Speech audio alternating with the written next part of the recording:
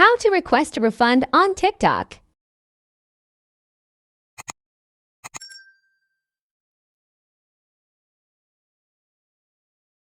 Hi guys! So, andito na ako, mag-explain na ako sa inyo. So, yung una nyong gagawin, kapag natanggapin na yung parcel, you can take a video while opening the package. Para meron kayong ma-present kay seller na kulang nga talaga ang pinadala nila. Kasi minsan, pagdating sa mga rider, minsan kinukuhanan nila yon. So, ito na, babalik na tayo dito sa request refund. So, first punta kayo sa my orders ninyo and i-click nyo lang yan. Then, puntahan nyo ang to reviews. Ayan, pupuntahan nyo yung to reviews, tapos hanapin nyo lang yung mismong in-order nyo kay seller. Ayan na, nakapunta na tayo and click nyo lang po yung view refund details o kaya naman yung tatlong tuldok dyan sa gilid. Siyempre, ang una nyo gagawin, kasi nag-request na ako, hindi ako na-approve, sabi daw dito ay kailangan daw yung wasn't product. So, ito yung dapat natin ilagay sa reason. Reason na nilagay ko, missing product or accessory. So, hindi siya tinanggap, kinancel ni seller. Ang ilalagay ko ay package wasn't received. So, ayun na nga, nilagay ko na yung product wasn't received and dapat kailangan meron kayong upload image or video. Yung mga proof.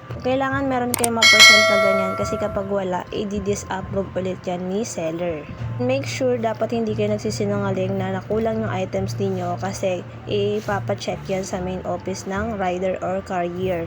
Then, ayan na, pagkatapos nyan, mag-a-add na lang kayo ng message. Optional lang naman yan. Gusto mo ng maraming proof ka dyan. So, lagyan mo ng maraming proofs dyan. Tapos, ilagay mo yung refund methods or Gcash or debit card lang ang ilalagay mo. Tapos, lalagyan nyo lang siya ng add message. Ayan. So, pinalitan ko lang yun sa akin kasi gusto ko naman maiba siya. So, ayan na, nilagyan ko lang siya ng wala po talaga yung headset na na-receive ko. Kasi yung in-order ko ay headset. Wala po yung pinaka-headphone. So, ayun na. Tapos na tayo mag-request. So, i-review mo na lang yung mga ginawa mo kung tama ba or tama ba yung mga Gcash number mo. Tapos, i-confirm mo na siya. Ito yung lalabas niya. Antayin na lang natin yung approval ni seller. Pagkatapos niyan, guys, kapag mali pa din, pwede mo siyang i-edit. So, ayun na. Tapos na ako mag-request and naantayin ko na lang yung result. So, ganito naman siya kapag na-accept na ni seller. So, na-accept na kagad yung sa akin. So, pupuntahan natin ulit yung ating your orders. So, ayun. Mabilis lang siya na-approve ni seller kasi nga, minessage ko muna siya bago ako nag-request. So, ayun na guys, yung aking refund issue. Ayun na nga, na-accept na talaga ni seller. So, antayin ko na lang ang October 6 to 7 bago siya pumasok sa Gcash ko yung aking refund. So, ganyan lang yung gagawin nyo kapag magre-refund kayo. Make sure lang talaga na